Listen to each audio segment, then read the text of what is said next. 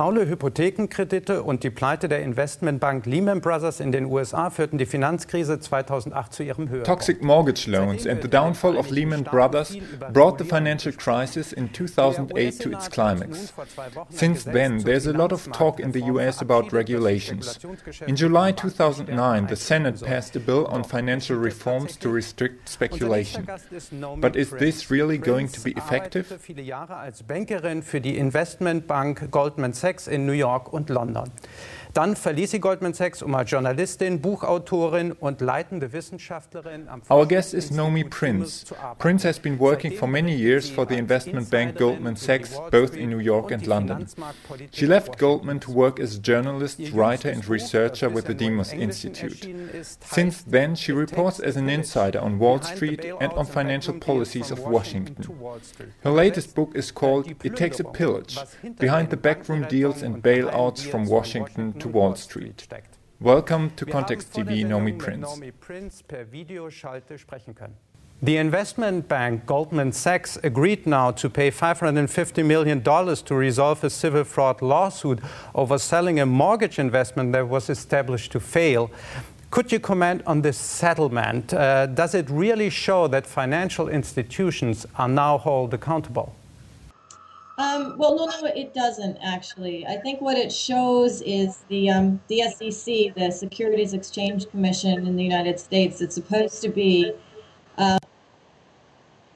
regulating deals in what happens with publicly traded companies such as Goldman Sachs, just decided to basically let the investigation go. This was a situation where Goldman was charged with the civil indictment.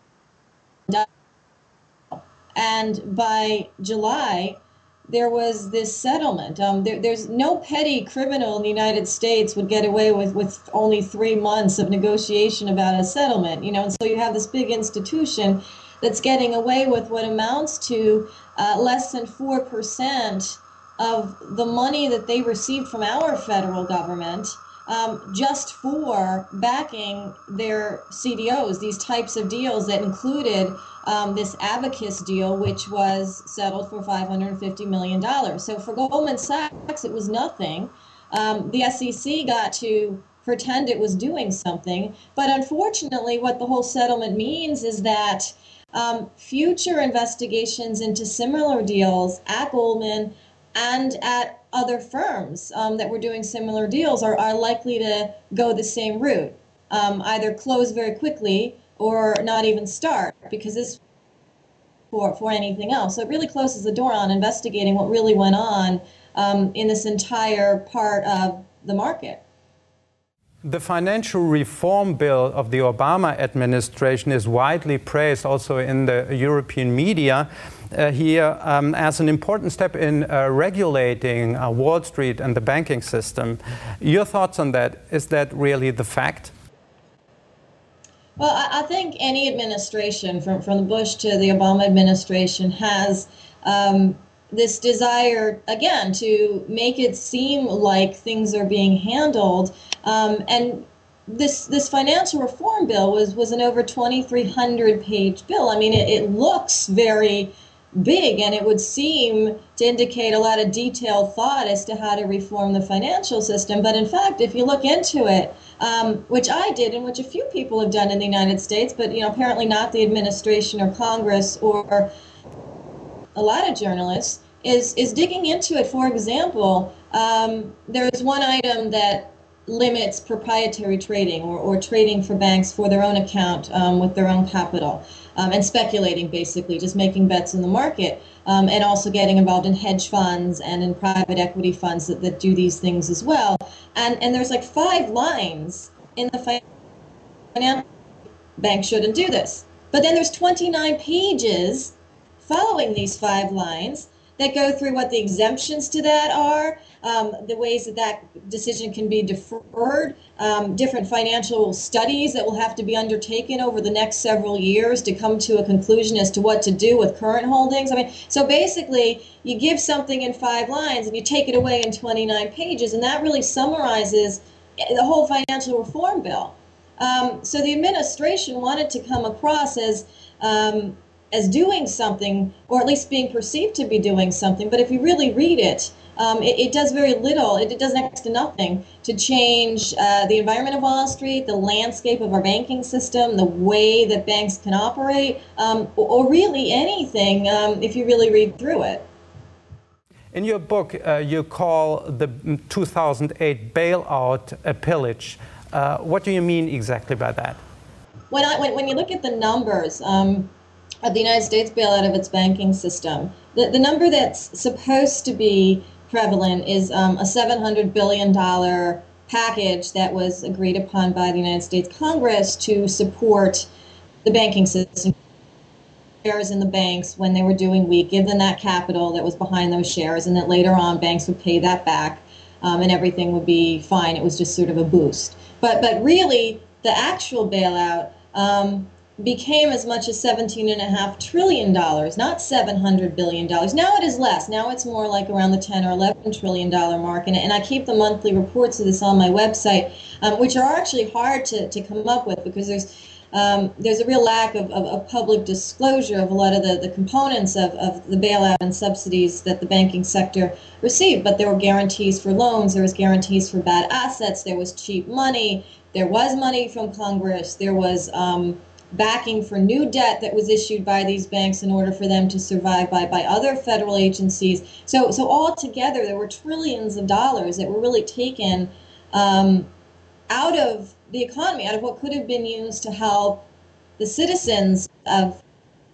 the United States, or even to really help the core of some of the debt problems that the banks themselves had created. And instead of doing that, it was dumped into the banking system. And so the rest of the economy is still suffering, and the banking system is posting record profits, which anyone, of course, would happen given so much federal assistance. So that's why I kind of call it a pillage. It was really taking from what could have been given to ordinary individuals and given to a banking system that hasn't had the propensity so far since then to share in what they have received in terms of either loosening credit or renegotiating problem credits or problem mortgages with individuals. That hasn't really happened in any meaningful way. So what happened with the money? Well, that's a really good question.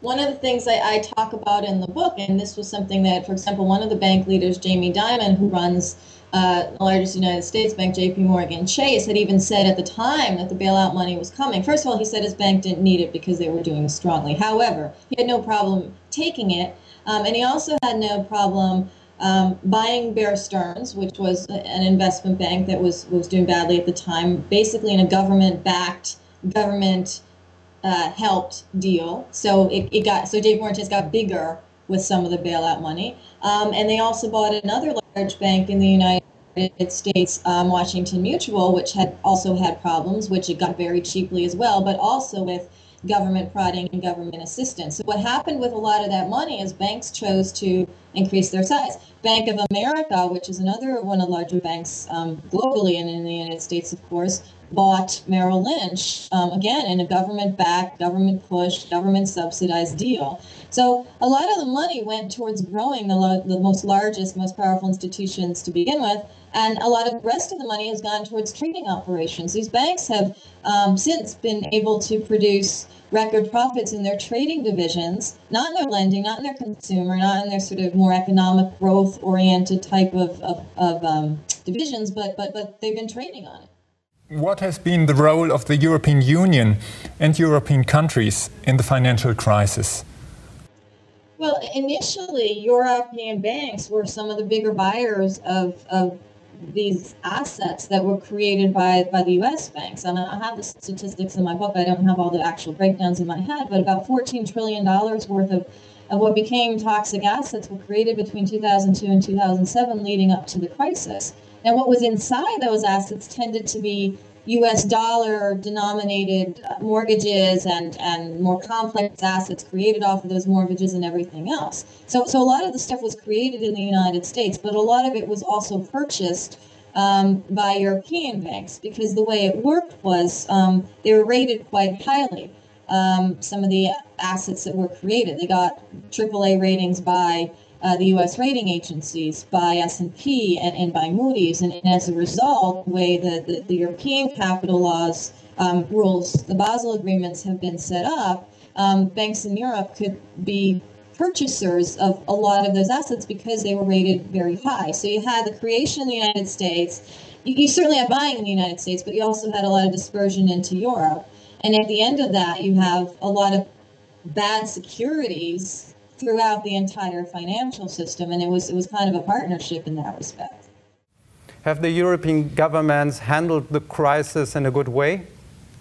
I think Europe's done a little bit of what the U.S. has done. It's talked about reforms, talked about increasing capital requirements, but just recently there were a series of banking stress tests, which the United States had done in the beginning of 2009, which really meant nothing in the United States either, because at the time that they were administered in the United States, they already had blown out some of the parameters that were in the tests. You know, we were already at almost 10% unemployment, and stress tests basically said 8%. So there were so many parameters that were on to figure out. And the same thing has happened to a large extent in the European stress tests, which were done to see if there was enough capital in the European banks to keep going in case there was a crisis. But for example, the stress test didn't include what would happen if all of sovereign debt, say, got downgraded to junk or something. It didn't actually include really bad scenarios. So of course, if you stress banks on not so bad scenarios, they pass those tests.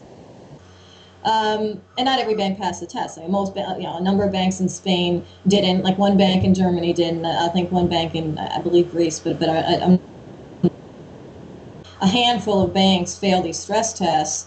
And one could argue that's because they weren't really that strong to begin with, in which case, you know, the same thing is being done that happened in the United States, where we're pretending to control the problem by moving sort of the goalposts that should really be. And we're, in the meantime, funding a lot of the problems with increasing debt, government debt into the bank, also not into the citizenship. Is there a next crisis ahead, probably a credit card bubble? Well, I think we're in that. I think the crisis that we're kind of in the middle of is of a lot of the international governments are making. When you don't get to the root of a problem and you don't fix the root of the problem, which was the initial debt, which was the initial bad assets, which was the initial leverage in the financial system, and you just choose to pretend that it's okay now because you funneled all this money into the system, that's really kind of delusional.